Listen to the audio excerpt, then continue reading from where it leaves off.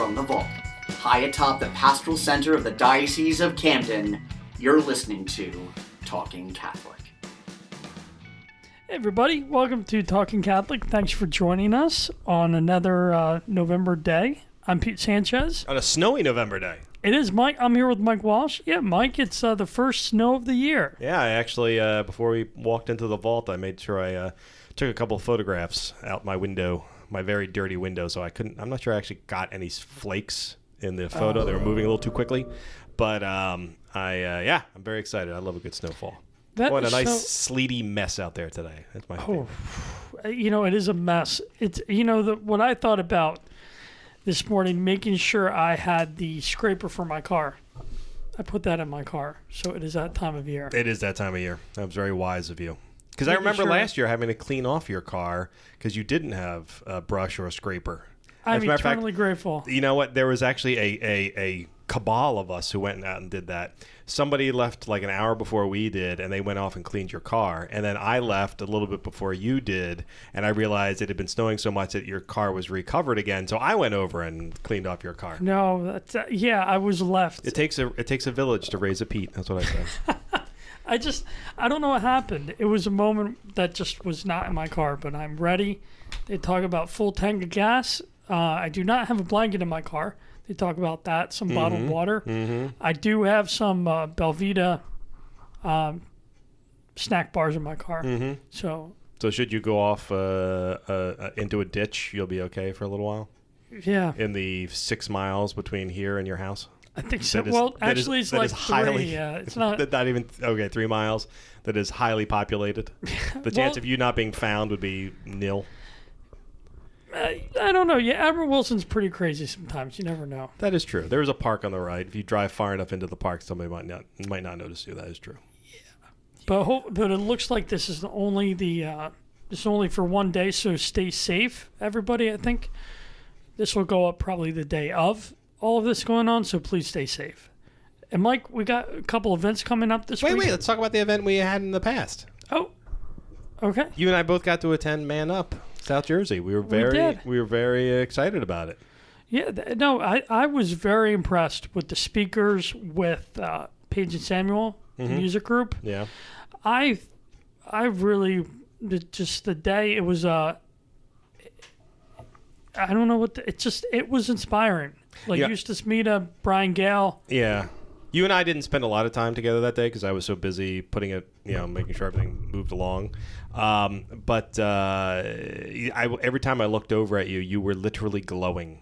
So I knew you were enjoying yourself, I'm very curious to see what your article is when it appears in the Star Herald next week. So I've already told everyone that I can't imagine a scenario where you don't write 1,000 words. Yeah, it just was really... I just can't. I'm in awe of something in this diocese because I haven't been to a men's conference probably in college, and to have that here, to have that fellowship, to hear the speakers, Deacon Arnaldo Santos, I thought was fantastic. Yeah, he's very powerful. And the adoration with Mark Forrest was. I saw him at St. Pete's a couple of years ago, my parish in Merchantville, and he upped his game. Really? Last year. Yeah. I mean, last weekend.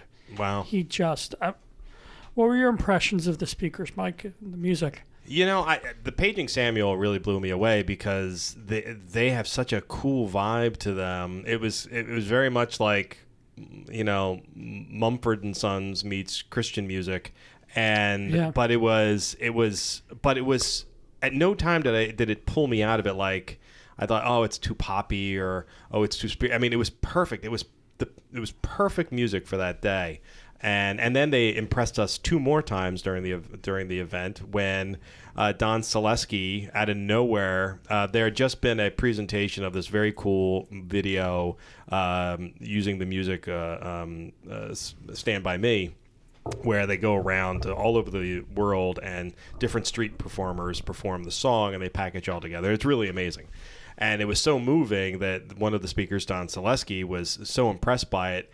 He turned to the live band and said, hey, listen, I am not going to fill up all my time because I want you guys to do that song again. And he goes, have you ever done that song before? And they look at him and go, nope. And they spent a portion of his talk pulling up on their phones the music for that song, and learning it on the fly. And then when he finished, like he said, a little early, they performed it, and they performed it spectacularly. Every man there. I mean, and these were men between the ages of, well, there were teenagers there and all the way up to, I think I saw a 90-year-old there. And it definitely skewed older as a conference, but everybody was up and singing and clapping and dancing. It was truly remarkable. It was just like sort of like the Holy Spirit flowing through everybody in this wonderful moment. And then you're right, the speakers were great. Paul VI High School, who hosted it, was phenomenal. Everyone couldn't say enough good things about how great Paul VI was as a hosting facility. Their seats are incredibly comfortable. And then their dining hall was amazing, and there were confessions there. Every time I walked into the room where confessions were being held, there was a line of men going to confession, which in this day and age, I can't tell you the last time I saw that. We had great exhibitors there. It was just an absolute blast altogether. In the first year, I was expecting, if we get 250 people, I'll be happy. Deacon Anthony Seo, who we had on the podcast to talk about Man Up, and he led the steering committee, he was really impressed with the fact that not only did we get 250, we got another 200 on top of that. We got up to 450 people there, registered people who came to the event. It was amazing. It was amazing to see that kind of a turnout on its inaugural year, and it is officially been greenlit to come back again next year. So we'll do another one. The date hasn't been determined yet, but it'll be sometime around November, sometime in the November month probably, where we'll have this thing again. But it was great. That's exciting. And I released, we put out a survey, and I've already seen the initial responses to the survey, and they're all glowing. Oh, good. So yeah. I'm thankful for the Diocese Bishop Sullivan, his support with the Man Up Conference. Yep, he was there. Yeah, and Paige and Samuel, I've been fortunate to know them for a few years, and I just got to say that I was surprised and not surprised, because those guys are just professionals through and through. It's amazing. And the only thing that's really amazing is we haven't had them on the podcast yet. I know. I'm working on it. I blame our booker. You can blame the booker. I've been trying to get them on. There's 5 of them, and they all live in a lot of different places. One of them lives all the way out in eastern PA near New York, I believe. So he came down to Haddon Heights. That's awesome. And yeah, so I'm working on it. I was thinking about that last week, and I was like, we need to get them on, and soon. They're just all such wonderful men of God, and I'm privileged to know them. And you know what it made me reminisce for, or it made me think about? The next cool event that's coming up in the diocese. Not the next cool event, but an upcoming cool event in the diocese that everyone should be dying to go to. Oh, what's that, Mike? I'm excited. That's the 100th episode live recording of Talking Catholic. Wait, when is that coming up? That's coming up on December 14th. Friday, oh my December gosh. 4th. Are you going to be there? Mike, I have to clear my schedule. I might have a little Christmas pageant or something. Oh, okay. Well, I've been trying to replace you for years, so that's no, I will be there. I'm very excited for the 100th live recording, and we just dropped breaking news yesterday. Yesterday, Michael. Right? Yeah. Our first guest has been announced. Yes. Our first of many. Father Robert Sinatra, who... The unofficial third co-host of Talking Catholic, will be there. He's a third co-host, but not the third wheel, right? No. This is a three-wheel car, and then yes. Well, yeah, I'm excited. He's going to come back. We're going to be not live from the vault, but live from the Collegium Center for Faith and Culture. Yeah, we're actually holding off on him a little bit. Usually we have him on as we lead into a liturgical season. So we're actually going to hold him off a couple of weeks, or else we have him on earlier to talk about Advent, getting us right for Advent. But no, he's going to be there that day, and we're really looking forward to it. And if you would like to be there, make sure you go to either the Talking Catholic webpage on the CamdenDiocese.org website. It's also on the events calendar, and it's on all of our social media. And you can go to Eventbrite and type in Talking Catholic, where you'll see the registration page. The only thing we ask is, it's a free event, but we really hope you'll register for the event, because we want to make sure that we have the room set up for everyone who's going to be there. We want to make sure we have enough food and drink on hand, and we got enough chairs on hand, and we're able to set up the room just right. So free event, but please go register so that you can be there for it, and we can properly serve you. This is just an opportunity to this evening to thank all our loyal listeners, and also the people who've been on the show.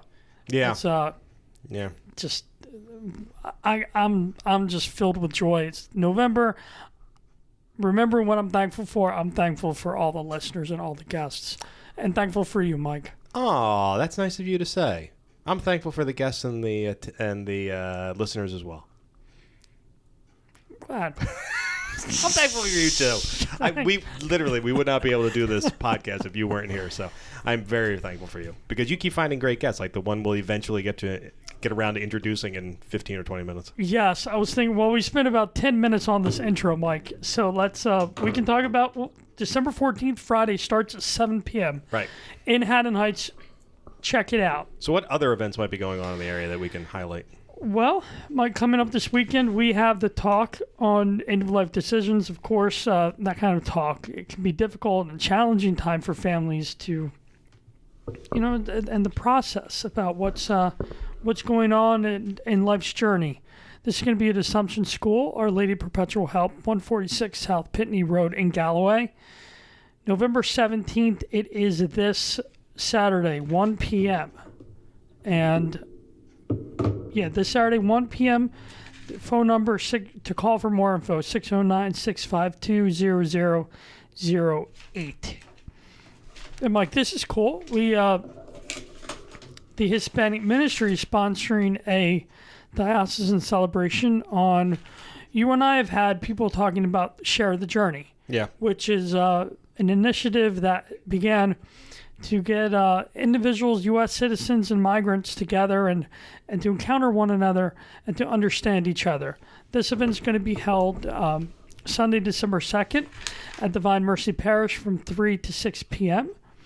And Divine Mercy Parish is 23 West Chestnut Avenue in Vineland. Bishop Sullivan will be celebrating the Mass. There'll also be a special celebration with a torch ceremony connected with the preparation for the Feast of Our Lady of Guadalupe, which is in December as well. Not December 2nd, but I believe I forget the exact date. Mike, is it December 10th? Our Lady of Guadalupe? 12th, I think. 12th, thank you. Mm-hmm. December 12th. So that'll be coming up for that, a torch ceremony. Delicious food. So you can check this out. All the events are on CamdenDiocese.org. 3 p.m. to 6 p.m. on Sunday, December 2nd, sponsored by the Hispanic Ministry Office of the Diocese of Camden. And coming up also that weekend, Saturday, December 1st and Sunday, December 2nd, in Cherry Hill at Christ Our Light Catholic Church will be the Fair Trade Holiday Sale. What is Fair Trade? Well, Mike, I think we discussed this last week. Ensures that all production of any material from developing countries, they're free of forced labor or poor working conditions, and all the crops are raised through sustainable methods, such as all these events. When I've had fair trade in this diocese, they can be coffee, they can be chocolate, they can be goods. Mm-hmm. This is just a fun thing to do. Get your shopping done the first weekend of December. I mean, that sounds great. Come on out. They're made by artisans from all around the world. Support the dignity of others. Saturday, December 1st, 8 a.m. to 6 p.m. And Sunday, December 2nd, 8 a.m. to 2 p.m. 402 Kings Highway North in Cherry Hill at Christ Our Light Catholic Church. And Mike, the CFR sisters, our friends in Atlantic City, the Franciscan Sisters of the Renewal, are having an Advent Day of Reflection on Saturday, December 8th, the Feast of the Immaculate Conception. It starts at 10 a.m. at St. Michael's Church, 10 North Mississippi Avenue in Atlantic City. There will be Mass, a talk by a Franciscan Friar of the Renewal. There will be lunch, Eucharistic adoration, confessions, a healing service, and benediction, probably wrapping up around 3 o'clock. I went to this last year. It was incredible. Just such a just get ready for the season. I mean, it's coming up, Mike. We got, I know it's rapidly is coming up. I actually I saw a Christmas commercial come on TV last night, and my first inclination, like I had that like a literally a knee-jerk reaction, like, oh, I should be complaining about this, and then I realized, wait a second, we are a week away from Thanksgiving. This is when we're supposed to have these commercials popping up. I'm like, oh my goodness, I've really got to get my brains set straight for Advent. I can't even think about it. I have Thanksgiving next week with family, and So you're just pumpkin pie focused right now?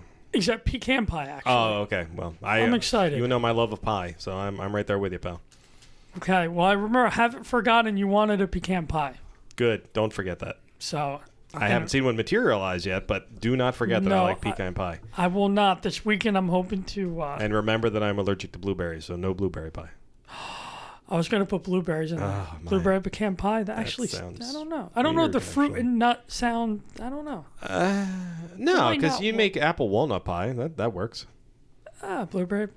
I think you just gave me a culinary idea. That's right, a culinary idea. You hear that, Father Dudo? Culinary. What? I think it's high time to. Sorry, what were you going to say, Mike? I was going to make a really well thought out comment, and it popped out of my head, so now I can't remember. Oh, yeah, now I was going to say. In addition to that, I will tell you what one of the things we're serving for my family. My sister-in-law has purchased a turducken that I will be cooking at my house Thanksgiving morning. And I'm very much looking forward to it because I've never had turducken. I've never made turducken. It's bacon wrapped and sausage stuffed turducken. So I can't imagine a scenario where it's not going to be delicious.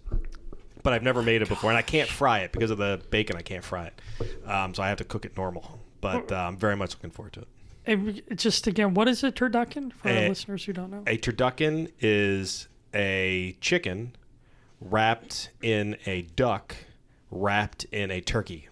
So a turducken. Oh my chicken, gosh. Duck, turkey. And in this case, it's sausage wrapped in chicken, wrapped in duck, wrapped in turkey, wrapped in bacon. So I'd like to think it's deliciousness incarnate, but I will report back after we've consumed it. I want a full report. I want a 5-page report on my desk. No problemo. And we're also going to do a side of something. We're either going to fry a turkey breast or make a lasagna to go with it. That is one of the options. Well, that sounds what I do for my thing. My family people make mashed. Just to point out something, we are fully digressing out of the ordinary, and I feel like this is a conversation we need to introduce our guest into. I think so. I think it's rude to talk about food without inviting her in. I agree. Jessica Gettings, how are you? I'm doing pretty well, thanks. Are we making you hungry at all with the conversation about food? Yes, food is my love language. Oh, so I love that. This is the conversation to bring me into. That sounds. Have you had turducken? No, I haven't. It sounds intense. I will make sure to report back to you as well, because I was about to say, well, I'll bring the two of you leftovers. However, I'm certain that there will be no leftovers. So. Wow. I will simply have to report back what it tasted like. That's pretty intense. My sister's a vegan, actually. Oh, so wow. If she just talking about that might give her a stomach ache. I have been able to avoid vegans in the family so far. My eldest niece, turned vegan for about a month because she was eating meat and it was like upsetting her stomach. So she claimed medical reasons. She went off the meat. But she came right back. Like, matter of fact, she had a cheeseburger. We had a family dinner last night. She had a cheeseburger at the dinner, and I was like, I only love you more when you eat the meat. So that makes me very happy. that's okay. I was just reading about Kevin Smith, the actor. I think we've referenced him. He's having a vegan. My spirit animal. Yeah. Many people, it went back when he was fat Kevin Smith. Most people commented how much he and I look alike. And I've always been as a Jersey boy, I've always been a fan of many of his movies. And, I love that. And then he had a heart attack. And now he's dropped more than 50 pounds. And he did it by his daughter is vegan. And he was medically, for medical reasons, he was put on a potato diet for 1 month. All he ate were baked potatoes for 1 month. No sour cream, no butter. Baked little salt and actually I'm not even sure about the salt. Just baked potatoes, and he dropped 50 pounds. He's now an ambassador for Weight Watchers. Well, the power of the potato, right? Hey, listen, man. I love potatoes. I love potatoes in all of its forms. The problem is I always gravitate towards the French fries, which I really got to get out of my system. I eat way too many French fries in a given week. Don't we all? I think we do. I think that's a good way of putting it. But baked potatoes and potato wedges and roasted potato. Oh man, there's not a form of potato. Hash browns. Hash brown. Oh, that's another one. Oh my gosh. And what do you do for Thanksgiving, Jessica? So we have Thanksgiving at my house.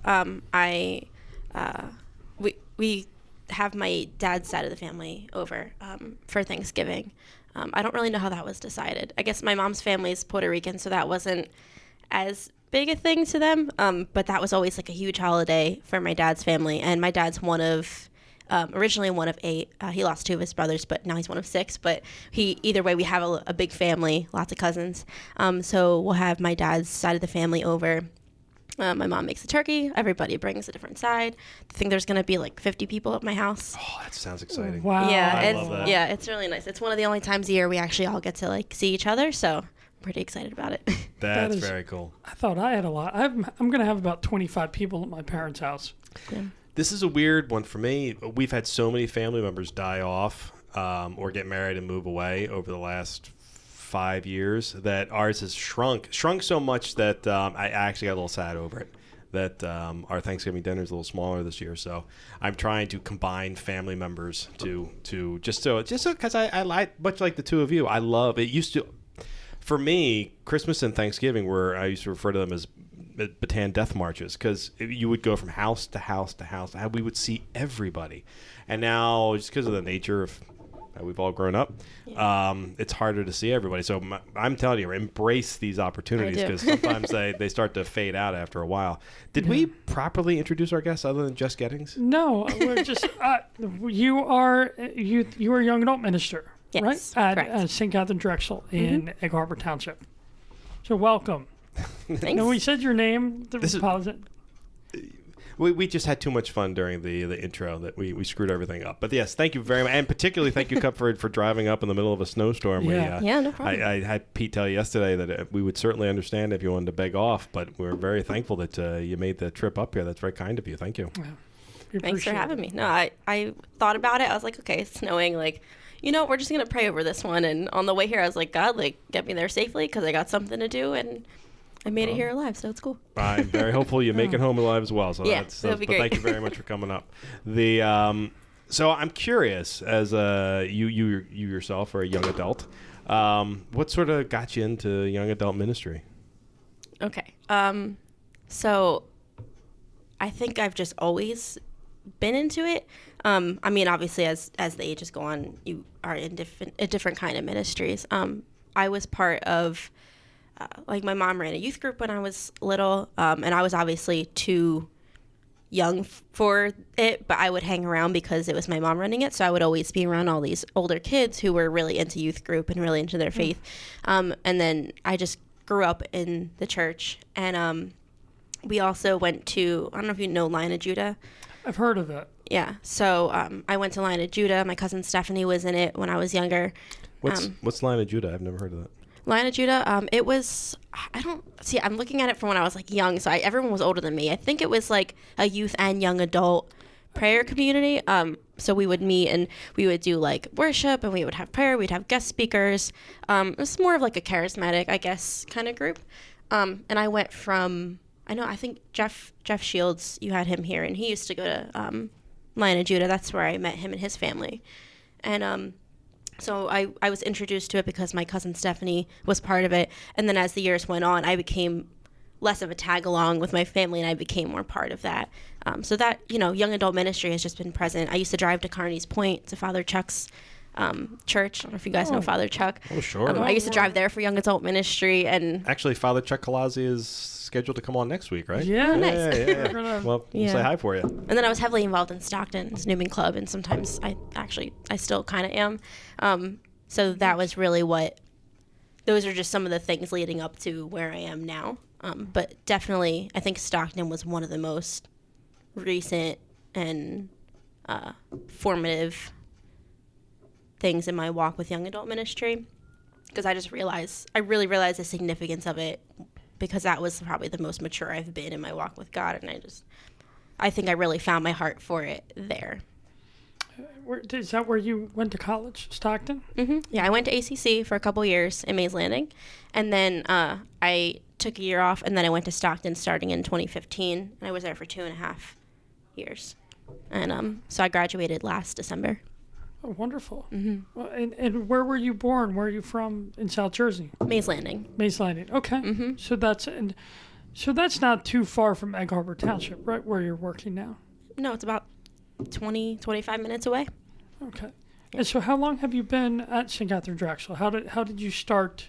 How did you get into that position? Yeah, how did you know to, like, how did you make that jump from being someone on the receiving end of young adult ministry to coming to that realization that you wanted to be in charge of young adult ministry or a minister of young adult ministry?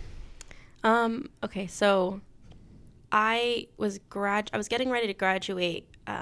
It was maybe October or November of 2017, and I remember getting a phone call. I had been teaching RCIT, RCIA for teenagers. I've been teaching it at Saint Katharine Drexel just once a week, and so I knew Millette from Saint Katharine Drexel. She's the director. Yeah, she's really the director of youth and young adult ministry. I guess I'm technically like her assistant, but young adult ministry is more of my thing that I do there. So she reached out to me, and I remember I was at school and she was calling me, and I was so nervous because I just always assume the worst when someone's like calling me. I don't know why, but I was so nervous. I was like, why is she calling me? Did I do something wrong in RCIT? Did I like teach heresy? Like, I don't know. And so she called me and she said, hey, we have this position open. We're really developing a position for young adult ministry, and you're somebody that we thought of that might be interested. Do you want to take a position and develop young adult ministry? And so, like, that's something I was already passionate about, and I didn't think I would get much of a chance to do that because, you get intimidated if you don't have, like, a theology degree. I took a few of the CIMIC courses, like the Camden Ministry Institute. I took a few of those. That's where I actually met Millette. But, so she reached out to me. She said, do you want to do this? And I was like, oh, okay. I didn't know that was an option for me. And so I thought about it for a little bit. And then as of January 2018, that's when I started. So it's almost been a year since I've been there, although we didn't really kick off the ministry and the meetings till about the summer. Because I was just spending time like developing things. Yeah, I remember you and I were talking about it at one of the Theology on Taps. Yeah. You were. I could tell. I think it was one of the first times I really got to talk to you. I could just tell you were passionate about it. You were asking questions. Just talking about your excitement of it. And you guys meet every Thursday night, right? Correct. Are you meeting tonight with this weather? Yeah. Oh, okay. Well, I didn't really think about the weather. So as long as it doesn't get worse, then we're still meeting tonight. And I really hope we don't have to cancel because we have an exciting meeting tonight. So I don't want to have to cancel it. Father Anthony Infante, he's one of the newest. I'm sure you know him. He's one of the newest priests in our diocese, and he's a good friend of mine. So I asked him to come to a meeting. I was like, you can come as a guest and hang out, or if you want to give a talk of some sort. So he's actually giving a presentation tonight. That I'm really excited about. What's the presentation subject? It's on. Okay, I have to. I always get lost in the phrasing of it, but he actually asked to do this topic. I think after like an article that he read. It was Catholic dating and marriage, and focus on what kind of things to look for in a Catholic man or woman, what qualities to look for when it comes to dating and marriage, and also just taking it. And applying it to yourself as well, what kind of Catholic woman you should be and what kind of Catholic man you should be. So, like, just showing some of the strengths that you should strive for yourself, and then things that maybe you could recognize in someone that you potentially might date or marry. So I think it's really relevant to a lot of the people in the group. Yeah. And what's the age range? About 18, what is it, young adults or? 18, definitely 18 and up. It's really open to interpretation because I think everyone has a different version of young adult. I've heard people say, I know Greg Coogan a lot of times just uses the phrase 30-somethings. That's not a phrase that I use too much, but, some people, some people say 35, some people say 39-ish. So it really depends. I mean, some Does people... anyone say 46? Because it's still my favorite thing to go to is young adult. Because those are the people I admit that, and any excuse that I have to Shanghai my way into or coerce my way into a young adult meeting, or like particularly the Theology on Taps, I fully admit that we podcasted a bunch of the Theology on Taps just so I had a reason to be there, because I really, it inspires me so much to see the young people, these young adults together, having these conversations about Catholic faith, being inspired by Catholic faith. I mean, as much as we enjoyed Man Up skewed a bit older, which is fine, and that's an area of the population we need to encourage as well.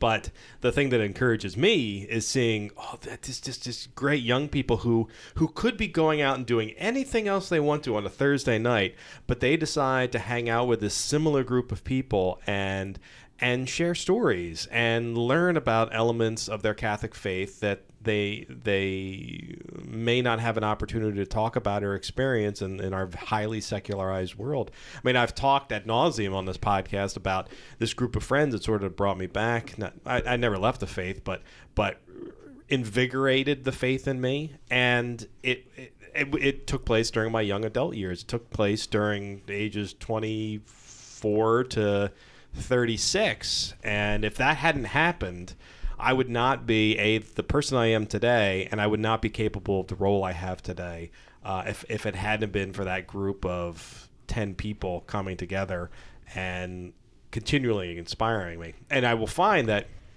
as a middle-aged person with a kid and strong responsibilities in many different directions, I don't avail myself of that as much as I did in the years before child and responsibilities came along. And I do miss that, which is what made me so happy about Man Up. It gave us an opportunity to do that. But for young adults, I find it in many respects perhaps as important, if not more important, than if you went to CCD or you went to Catholic schools, because that's kind of foisted upon you. But this is very much voluntary. There's something in you, and once you get to meet all these people, I mean, Pete, you're on the core team of Theology on Tap, and I mean, I've seen how excited you get when you get around these young people. Oh. They really bring all that joy out of you in the best way possible. Yeah, they do, and there was just something. Just Sharon, I have a personal connection with your cousin, Stephanie, who we were just talking about, because her and I were in the St. Rose Yam group together. And one of the formative experiences was she organized a trip to Steubenville, Ohio for, it was about 10 years ago about now, and at the Franciscan University of Steubenville. And she knew people there, and we stayed at their house. So we took a road trip. There were 8 of us who drove from here 7 hours to Steubenville early in the morning, and we got back. And just fond memories of doing that. And that place, I don't know if you guys know Steubenville, have been there, on fire for the Lord. And those experiences, not only there, but different things we would do as a group with YAM, and it's just, and now with Theology on Tap. And every time I see, like, I know, Jessica, you're always, I promise I am going to come out one time. At least. I don't believe you. At least, you. not more. What? I don't believe you. No. I'm just kidding. I will be there. I know Thursdays, I don't know. I'm not going to make any more excuses. But so just, that's just so healthy. You can have a little bit of an excuse in the sense that you live on the other side of the state, and you have job responsibilities. That's right. I could. But those are perfectly reasonable reasons for not being able to go all the time. But certainly when available. I mean, that's what I try to do. I know I can't make it to everything, but if I can find a hole in my schedule, I will show up to something, particularly if it's as inspiring as what you're doing. Yeah. Come out sometime. Wait, I'm too old. You can just call it a Talking Catholic event. We can. Ooh, there's ways. There's ways to work around that. That's the thing. We go Talking Catholic young adults down there. People keep saying, how come you and I don't do speaking events as co-hosts of the podcast, and as far as I'm concerned, you can do it if you want. My reason for not doing it is I've always felt that you and I are not the reason why people check out the podcast.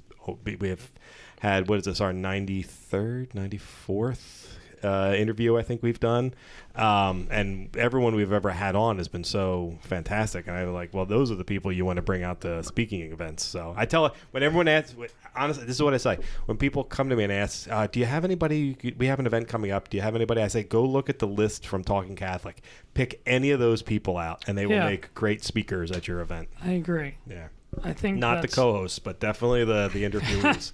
This is why, I mean, yeah, the guests are the engine of this piece.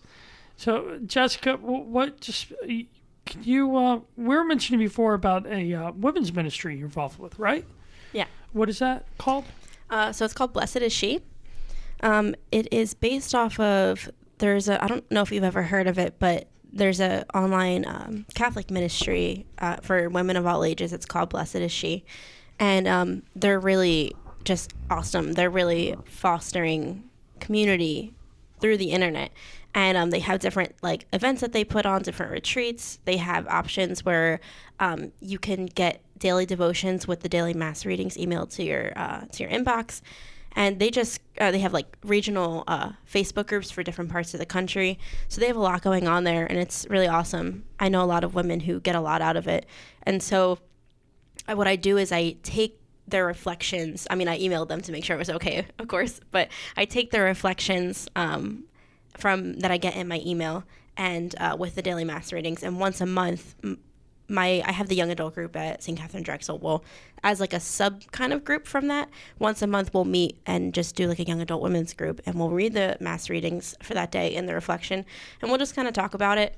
I think there's something really important about women's ministry. I think that sometimes, a mixture is good. Sometimes men and women together is good, and sometimes it's good to just have men or just have women, because you can open up a different way. I think the Spirit moves in a different way. I think I think it's a really important thing. So we at least make time once a month for that, and it's been pretty fruitful, and it's really awesome. That's where do you just meet in the parish once a month, or? Yeah, we do. So some of our meetings are in. As far as the young adult ministry, we alternate back and forth from the rectory. There's a parish library in the rectory. And then, sometimes we do the classrooms in the church. The women's group meetings are always in the rectory. So it's across the parking lot. And it's in the rectory, and then there's a little library in there across, and there's a chapel. So we'll usually meet in there because it's usually a small group. So. And is this something you had experience with before you started this young adult group, this women's kind of gathering, this women's fellowship? Yeah, I've had a few small groups that I've been part of. I think there's a season for everything. So there have been a few women's groups that I would either lead or be part of, and I think they've been really great. And I had thought of starting one at Newman Club, but I never really got around to it. But then once I took this job, I was thinking, that's something that I think I really need to pour into. It was just something I felt called to. And so I decided to start it there as part of the ministry that I was doing for my work. I don't do it weekly just because I think more of the main focus needs to be in the general young adult ministry right now. But I wanted to make sure that I at least made some time for that because I do think it's important. And I'm also part of another small women's group completely outside of my ministry. It's just in a cafe with some other Christian non-denominational girls. Oh, cool. And so that's a completely outside of my work.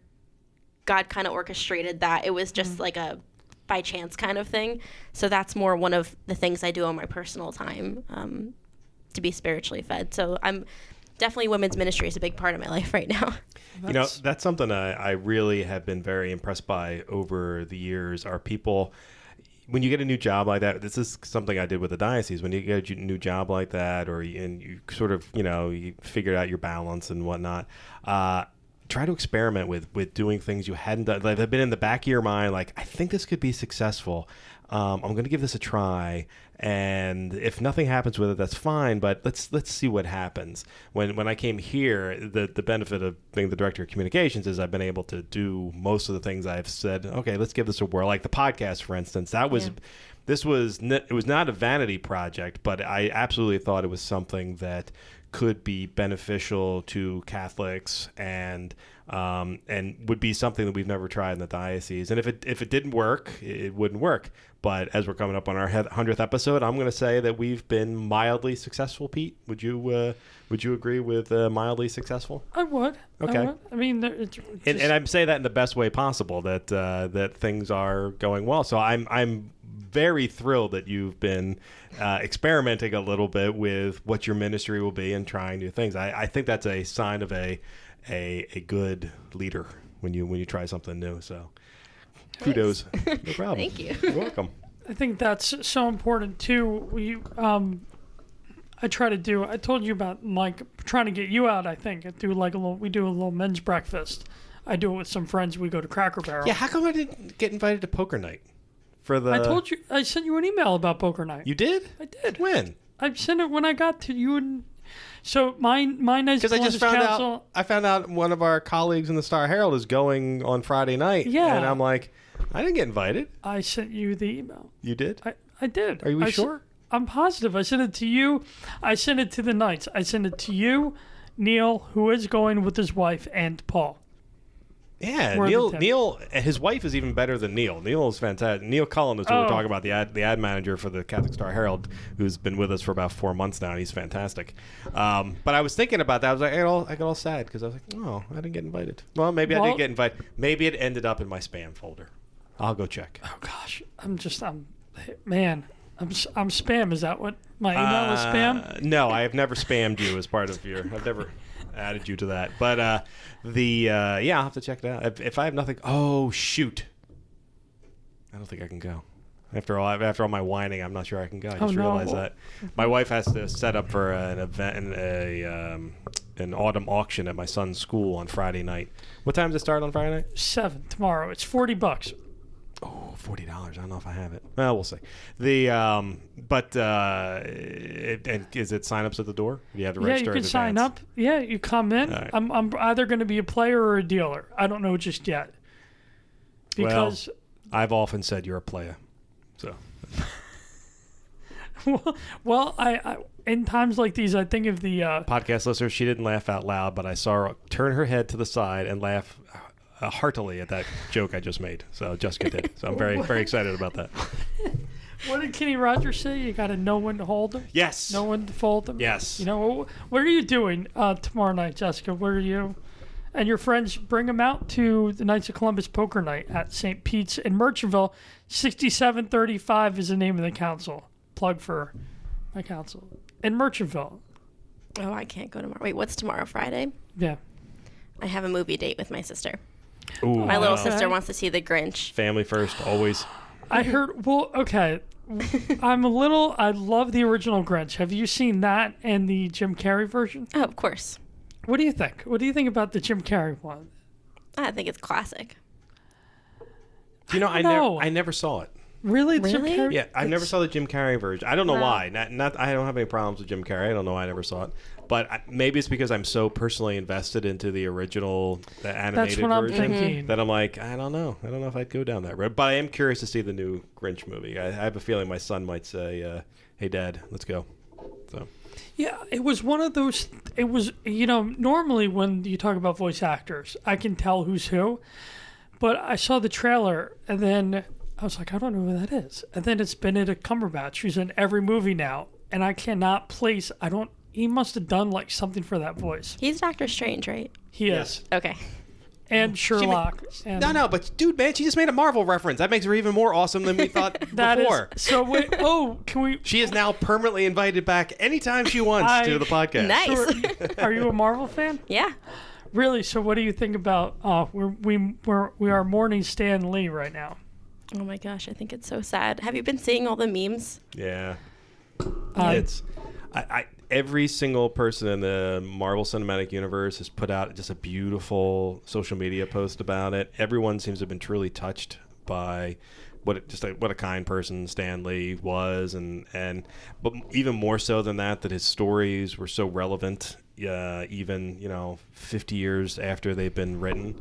He was they had a great foresight into that, and very inclusive, and just an incredible sort of producer of interesting stories, which, as you and I know as content creators, can be difficult. And imagine doing that for 50 years and then turning it over to Kevin Feige and the people at Marvel Studios, and then turning into just creating these behemoth movies that everybody seems to love, and other studios can't replicate.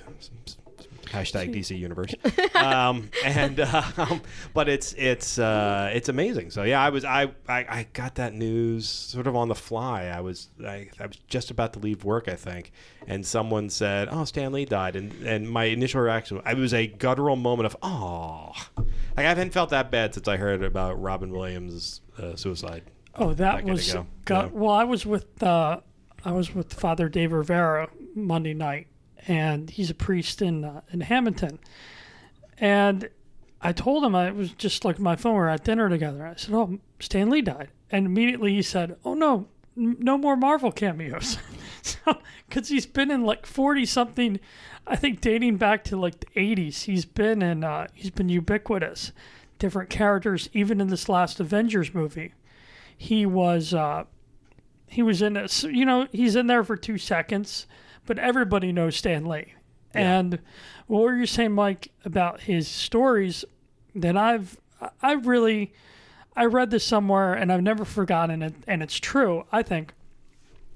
You look at Marvel characters, Marvel comics, those characters are just innately more relatable than DC. Like, I don't know, Alien and Superman and Batman is a little crazy. And he wears a bat suit.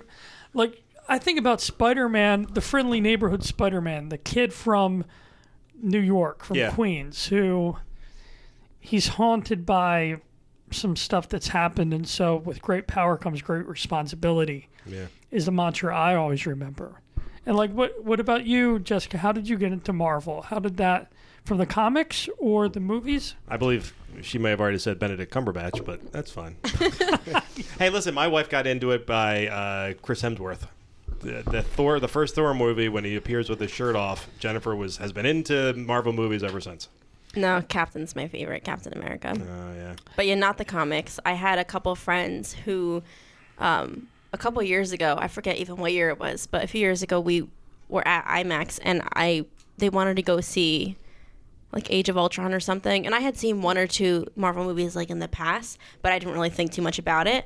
But then I was like, oh, wait, I actually really like this, which I've heard that's not even a good one to start on. Every time I tell my boyfriend, Tommy, every time I tell him, I'm like, oh, yeah, that was the first one that I saw. He's like, are you kidding me? Like, that's the first Marvel movie that you saw? But yeah, I got into it, and I would just kind of catch up here and there. So now I'll go and watch. I admit I didn't read the comics, but I did get into it after that, and I will make sure to go see every movie now because they're just phenomenal. Yeah, they're well made, and it's funny that you would say that. My son and I were having a Marvel discussion last night in the car, and he said he was telling me that there was one Marvel movie that is not. Oh yeah, he was saying that the Marvel movie he likes least is Age of Ultron. And for him, it was because he's 10 years old now, so things are starting to creep him out a little bit more. There's a fantasy sequence in Age of Ultron where Thor goes into this sort of electrified water, and he ends up having visions, and the visions kind of freak out Jack. But then we got onto the topic of all the other Marvel movies, and even he said, "Yeah, I don't like that movie, but it's still a really good movie." I said, "Yeah, if that was your entrance to the least liked of the movies." And I agree, by the way. Even though it's not as good as the original Avengers and not as good as, say, the first Guardians of the Galaxy, which are my 2 favorite, and actually now Thor Ragnarok is in that mix as well.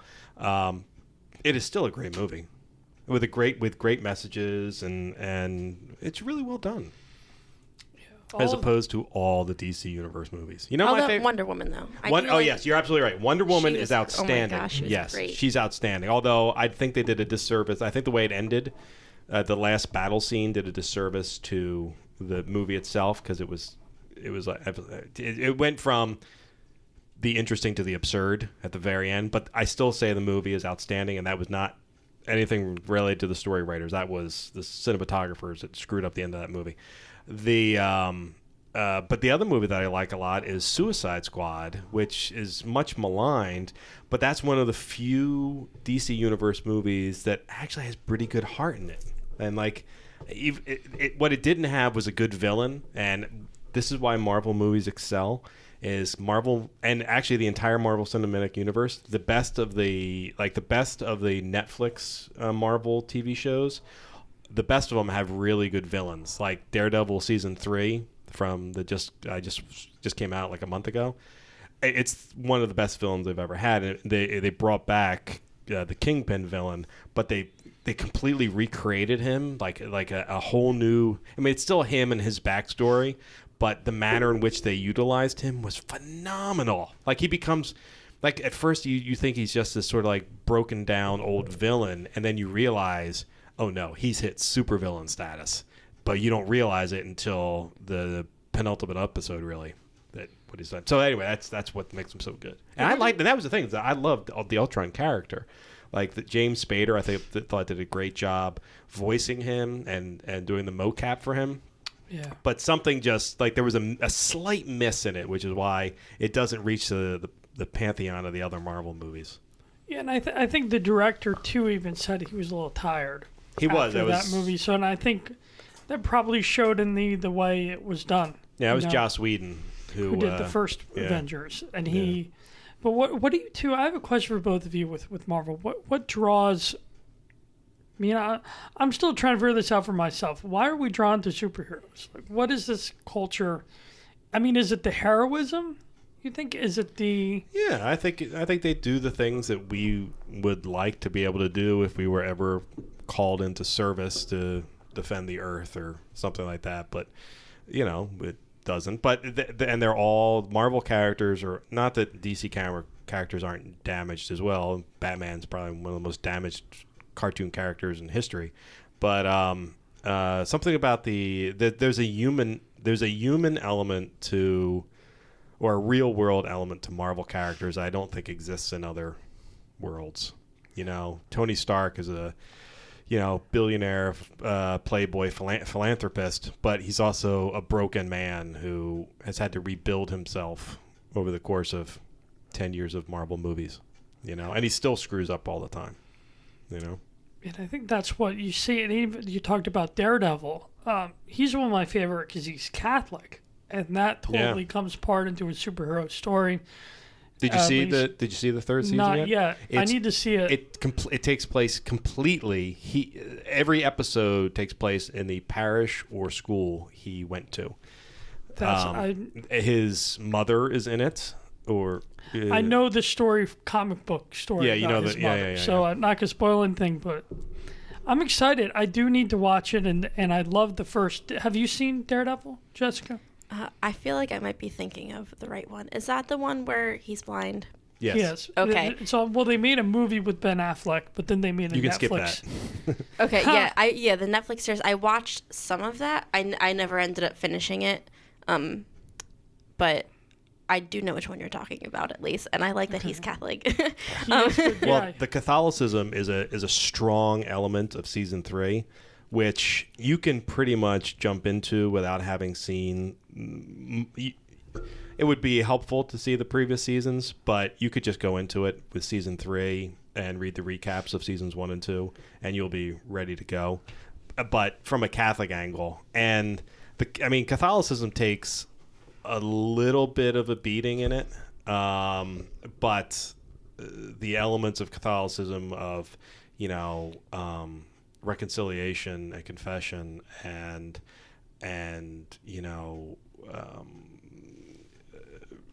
recovery after trauma, or spiritual recovery after trauma, are all sort of elements of it, and I think it's beautifully done. I really do. And there's a great sacrifice moment in it as well. So all the. But nobody grew up to be Daredevil because that guy just gets beaten up a lot. No, and he was someone I was drawn to as a little kid more. I love the visual style of him. He just looks like a cool character.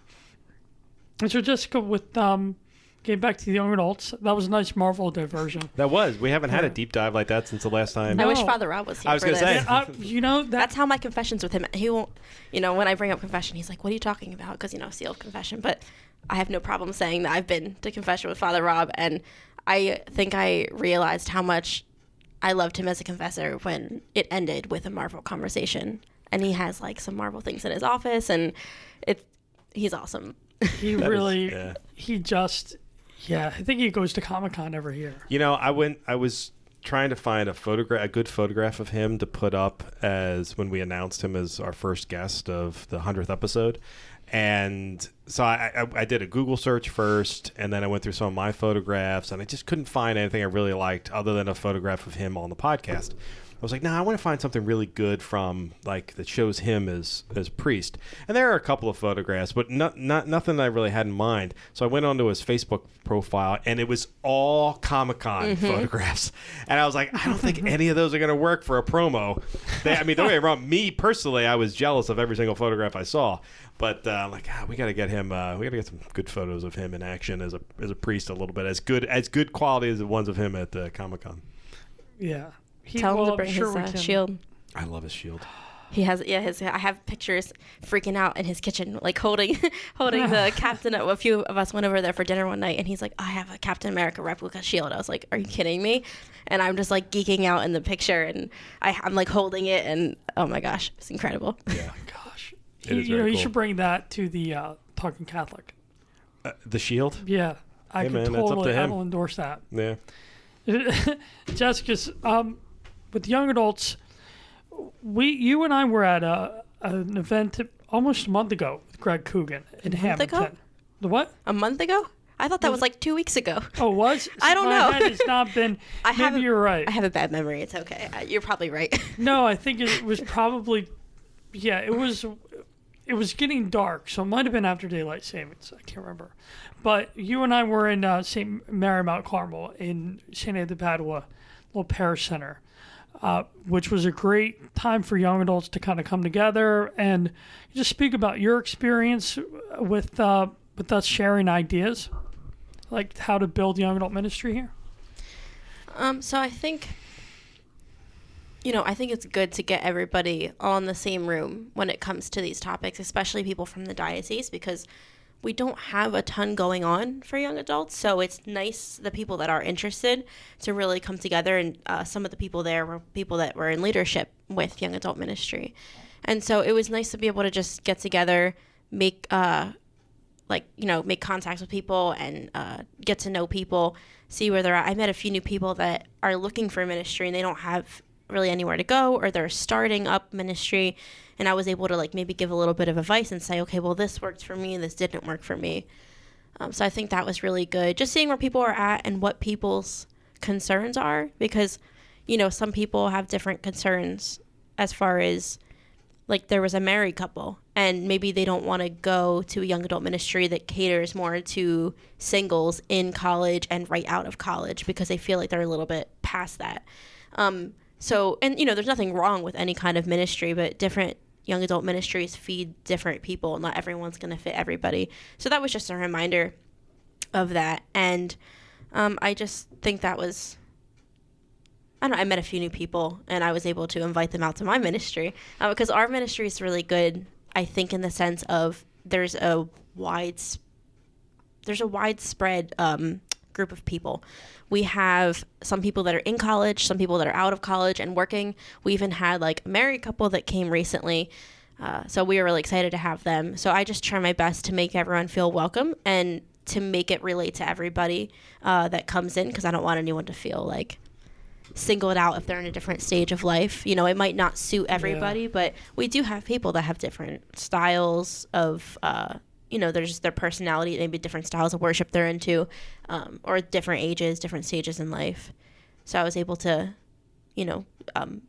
point some of the people I met towards different ministries. Okay, well, if you're in this stage of life, maybe this one would be good for you, or, you're welcome to come to ours. It is through Saint Katharine Drexel, but we open it up to other people in the diocese. I'm curious. You're new at this. It's something you've been working at for about a year now. But listen, I'm 3 years into the diocese. I'm still considering myself new at it. Are there things that you want to do that you haven't gotten the opportunity to do? Do you have any other sort of goals of even greater things you want to do? Wow, that's deep. Okay.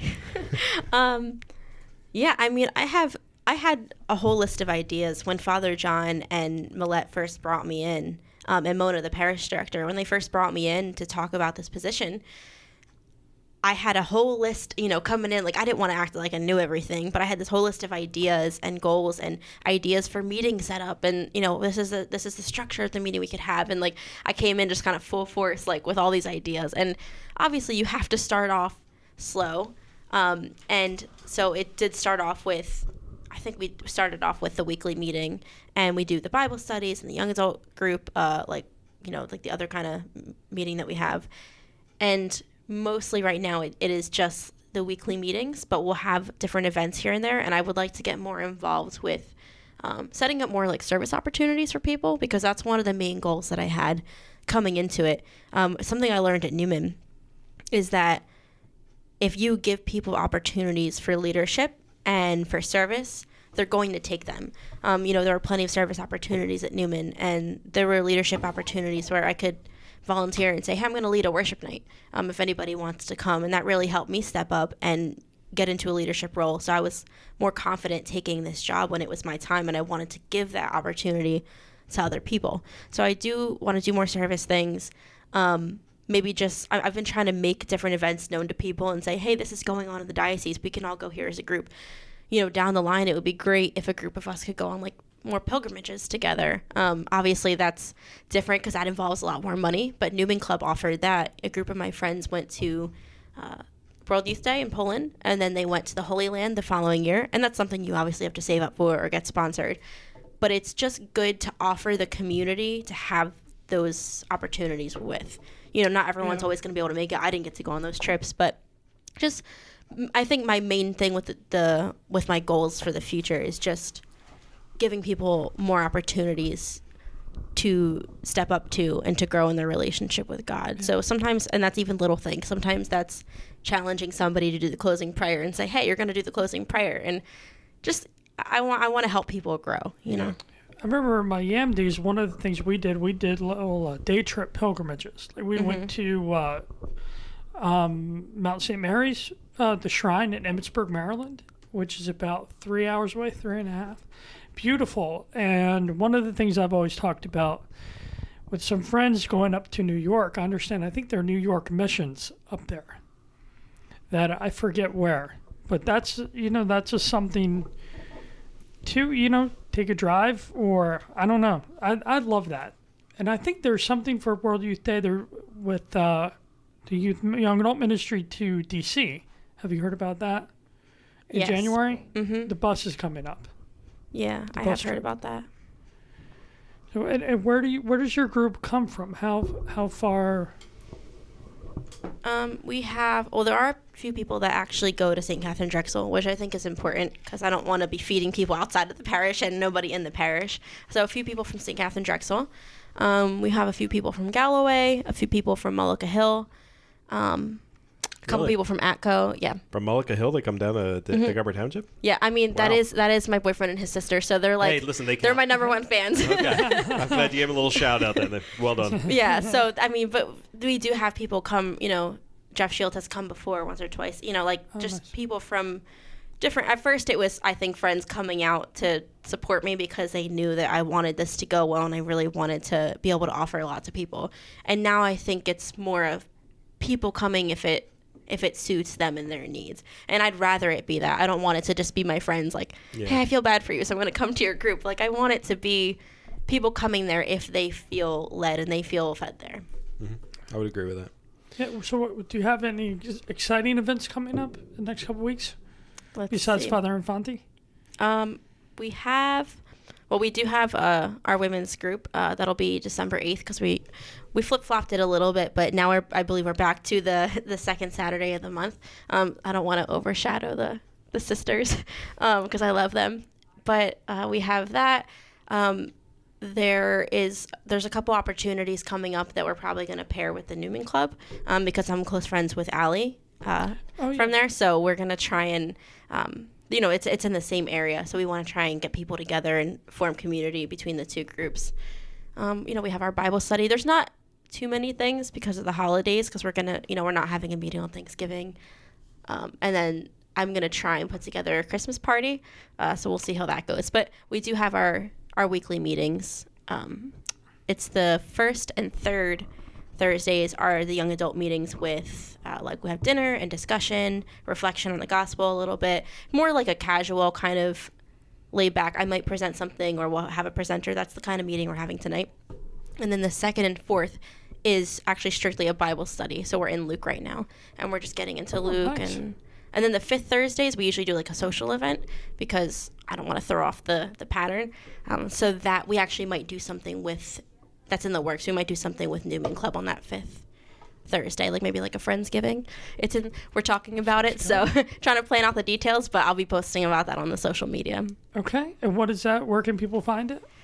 We have a Facebook page. It's Saint Katharine Drexel Young Adult Ministry. So that's where I'm posting everything. I did post a November calendar on there. And then also, if anybody follows me, I post the same exact stuff. So there's that. And then we also have a group me whenever I meet people that want to get all the info. Like the group me app. Did you ever hear of that? I have heard. Yeah. So I'll just put people on that, whoever wants to be involved. And then they can get the text messages from there. Or my phone number's in the bulletin and probably on the church website. I guess should I put that out there? I don't know. Church website, sure. Well, the parish website is, oh my gosh, wow, I should know this. You know what? We're just going to Google Saint Katharine Drexel because I don't want to give you the wrong thing because I don't want to give you a website for Saint Katharine Drexel herself. It's probably Church of Saint Katharine Drexel something. Egg Harbor Township. Yeah. Do you have social media for your youth, your young adult groups? Just right now, the Facebook page. I was working on making an Instagram page, but then I didn't follow through with it because something got messed up, so I have to do that again. Okay, so the church, thank you. The church website is skd-parish.org. And I do have a work cell phone number. It's 609-837-7174, and it's open to anybody, any young adults that need community. And it's you can just give me a call or a text if you want to find out more about our group. Okay, that's fantastic. I'm curious as we're about to wrap up. Is there anyone that's been particularly not necessarily locally, but people you've read or people in the world that have been particularly inspiring to you in this kind of ministry? Okay. Well, the first one that comes to mind, everyone's going to make fun of me because I feel like this is so typical. The first one that comes to mind is Father Mike Schmitz. Yeah. He's just, oh my gosh, he's fantastic.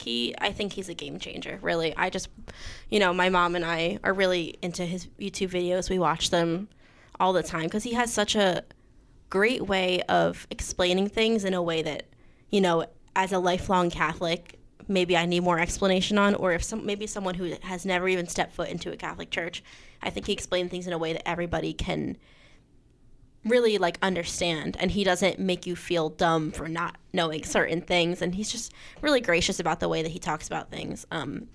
So he's also, I met him at the this SLS Focus conference, and he was just so nice. I happened to be in his communion line actually, and I was trying not to nerd out about it because I was like, all right, you can't take the focus off of Jesus. Jesus is the cool thing here.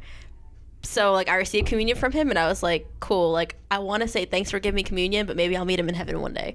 But then I ended up actually getting to meet him later on and have a conversation. He was so nice. I mean, he wasn't, I'm sure people talk to him all the time, but he wasn't, brushing me off. He asked about the girl that I was with.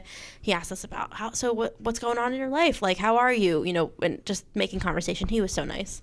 So, yeah, there's plenty of him, and just there's plenty of Catholic, a lot of just people on Catholic social media that are out there, a lot of the obvious ones, but he's the first person that comes to mind.